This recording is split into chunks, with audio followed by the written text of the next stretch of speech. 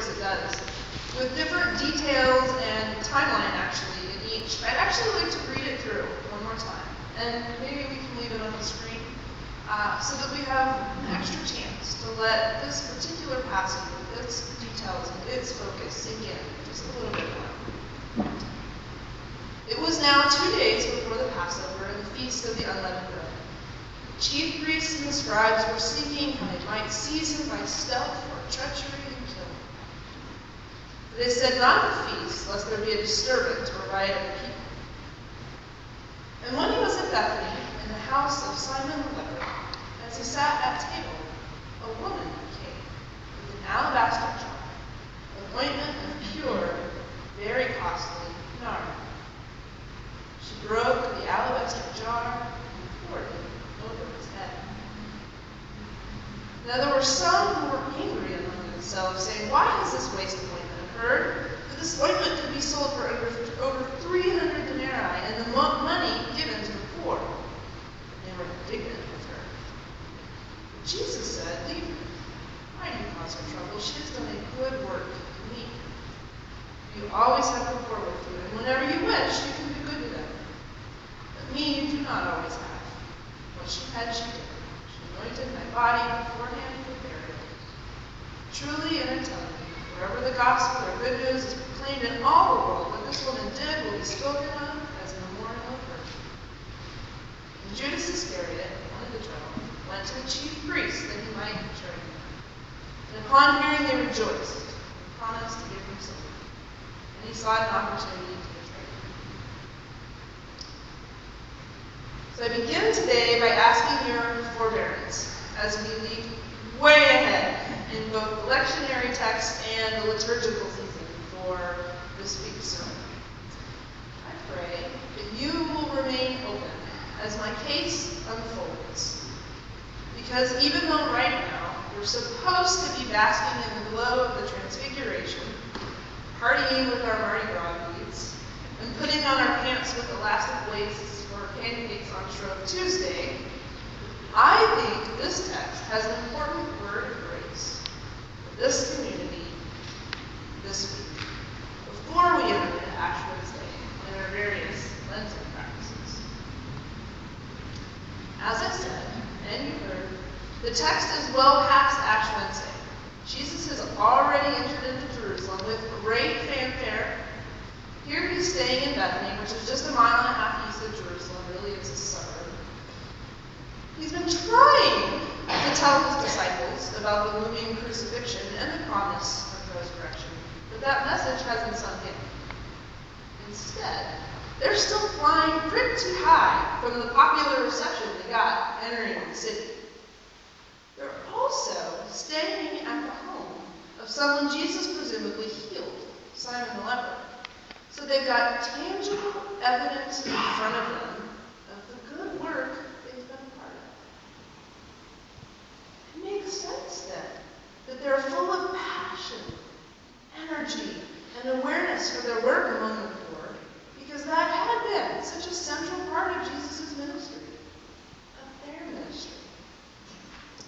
And I have to say on the side note here that I have avoided this text for years because it makes me so angry to hear Christians use Jesus' words about the poor always being with you to justify total lack of interest in eradicating poverty or addressing its systemic causes. The poor were part of his daily ministry and companions, for heaven's sake. That wasn't his point. You know all that. I just had to get that out of my system. Anyway, the disciples are all fired up. And while many readers and commentators, past and present, are quite critical of them for their reaction to the woman's gift, I don't actually know that that's entirely fair. The disciples here are often called complainers, who are using a pious excuse to condemn the woman. Now, we've all seen examples of someone using a pious excuse to justify some misguided, or wrong-headed, or self-righteous, or harmful or insidious action or position. I probably don't need to even give any examples. But today, I'm inclined to give the disciples the benefit of the doubt.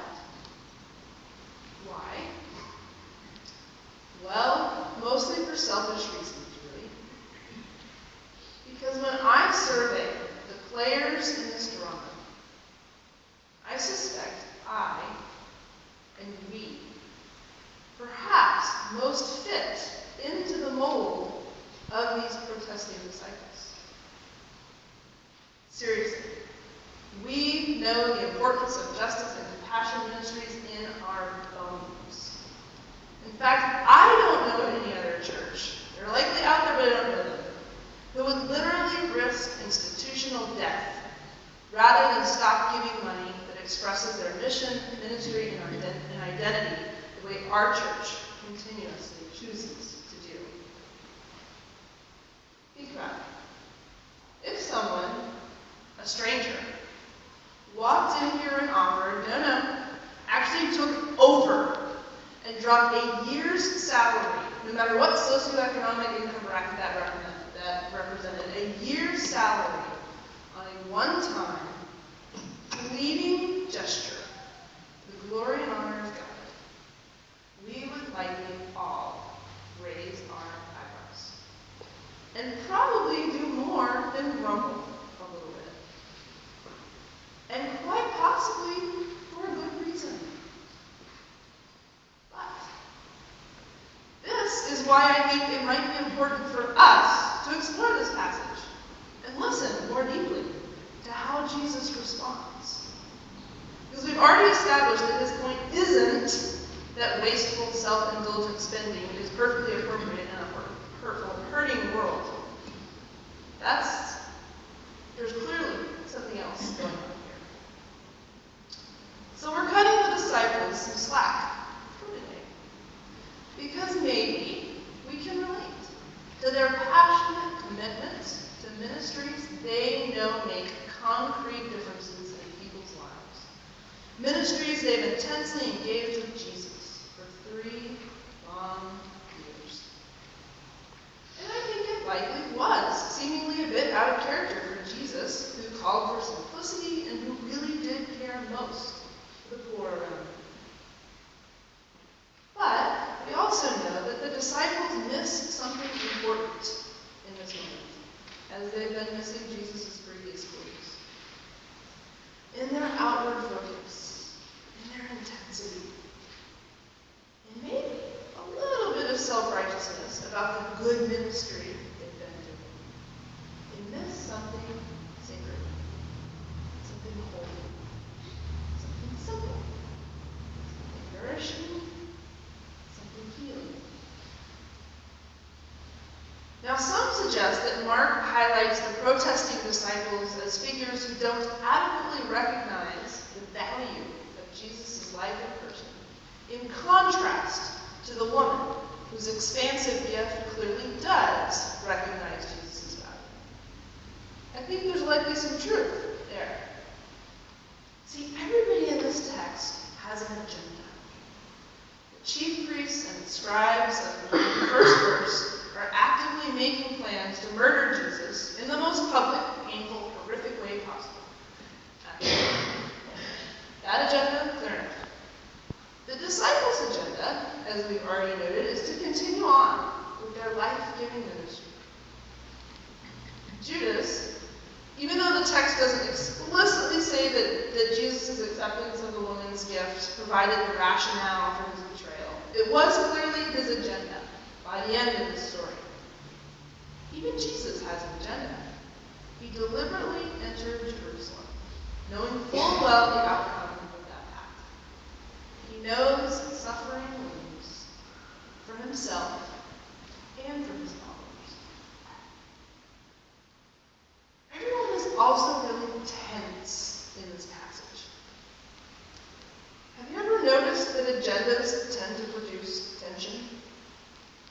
Even good, constructive, meaningful agendas require planning, support, activity, effort, and perseverance. And this includes simple agendas, like caring work for families and communities. Agendas are a lot of work and premeditation. And a lot of different agendas in the same place can exponentially multiply that tension. Again,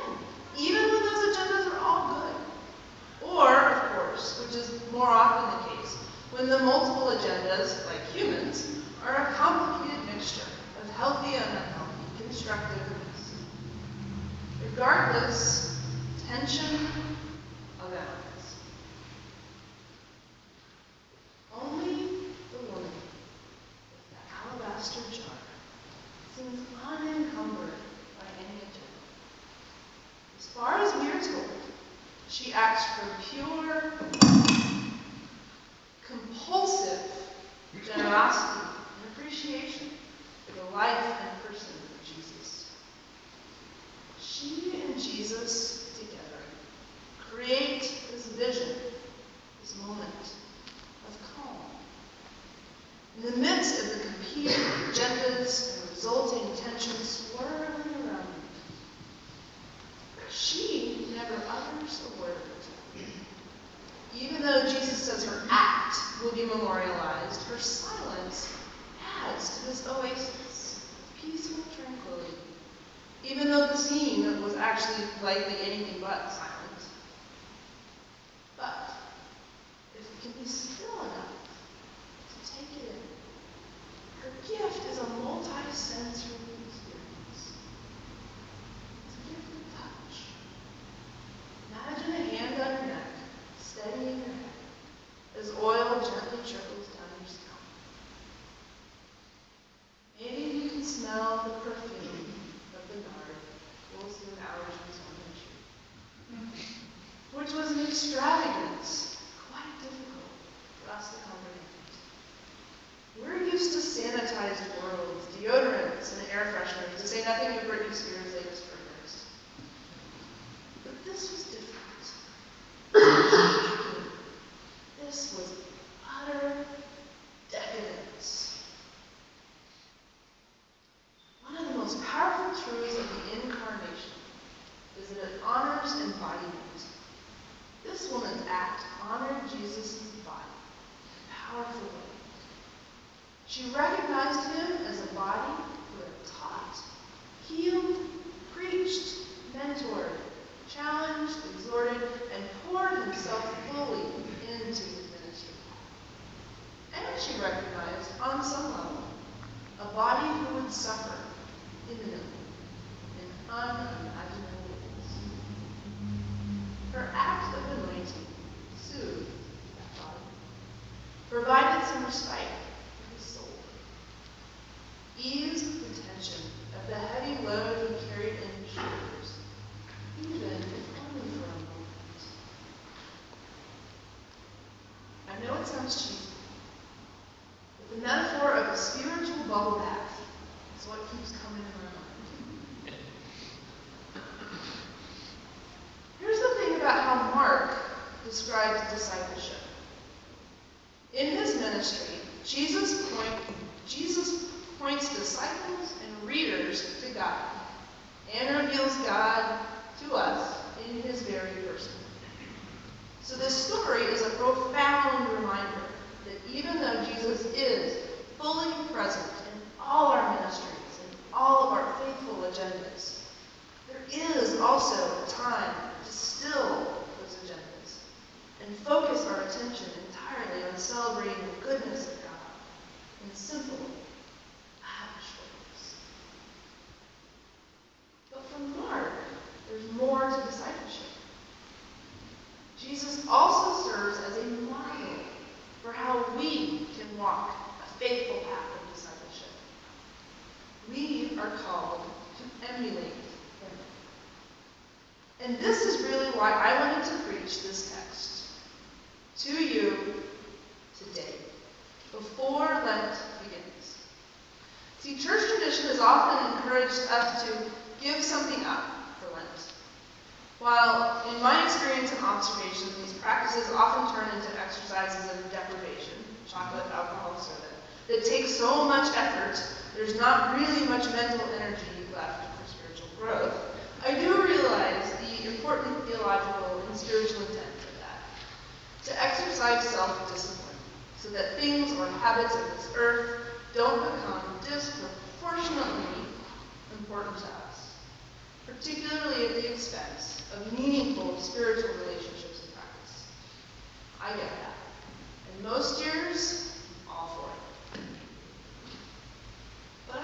Jesus is demonstrating a possible alternative Lenten practice. Here, he is receiving something rather than giving something up. He is practicing full-body spiritual self-care instead of full-body spiritual deprivation. Again, I think there is a season of spiritual benefit from many different practices. But when I think about our community, I wonder if this different approach might be warranted this year. While we are likely in the position of the disciples in having social ministries and agendas of care and work in the forefront of our minds, I think many of us here may also be in places similar to Jesus. None of us having had parades honoring our various good works recently, we're not likely riding the same highs of the disciples. And thus, are more in need of a Lenten practice akin to spiritual little baths, more so than deprivation. When I look around, when I watch, when I listen, I'm astounded. The amount and the significance of the family work, the paid work, the community work each of you manage to balance. And balance with grace and passion.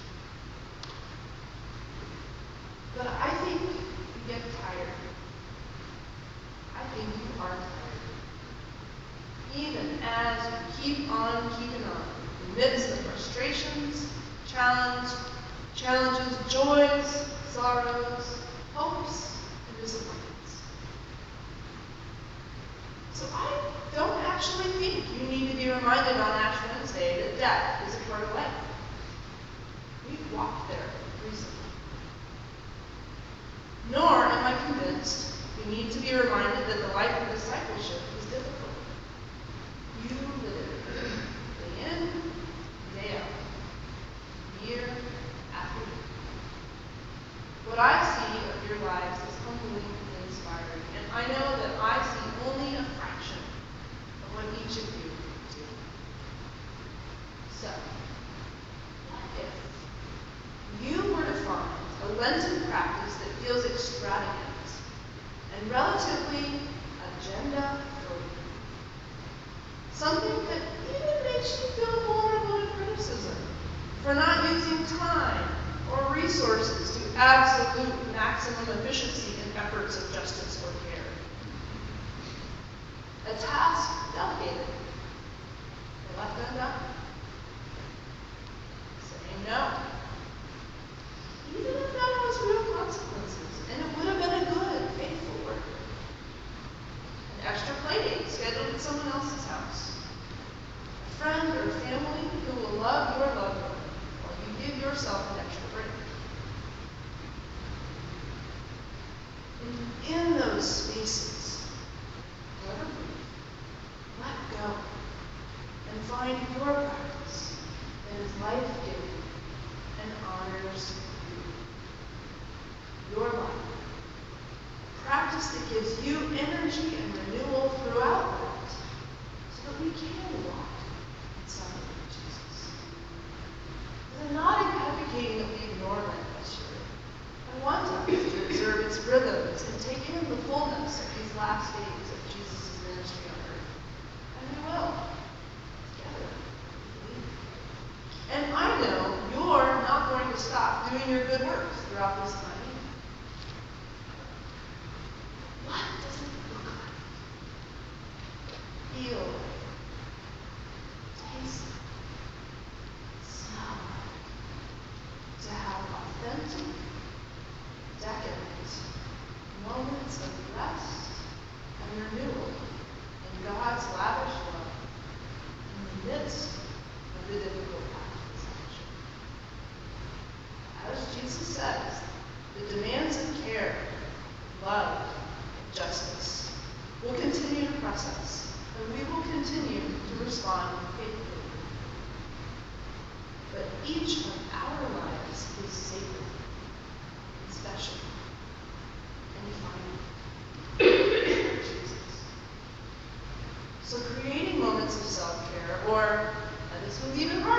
as Jesus, letting someone else take care of us, doing so in the presence of God, in ways that honor God's presence in our lives. The body of Jesus, the risen Christ, is faithful and delightful. Faithful and delightful, even though I suspect that these efforts just might prove more difficult for many of us than exercises of deprivation and discipline. But I wonder if these Lenten practices, these might be Lenten practices that actually ready our bodies and our souls to more fully share in the joy and hope of Easter and our lives. So this is our good news, our gospel, perhaps our challenge. As we move toward Ash Wednesday and enter into the new Lenten season next week, ponder such things. Experiment, ground, and expect God's grace to enlighten you in unexpected ways. Be willing to let even the best agendas go for a little while.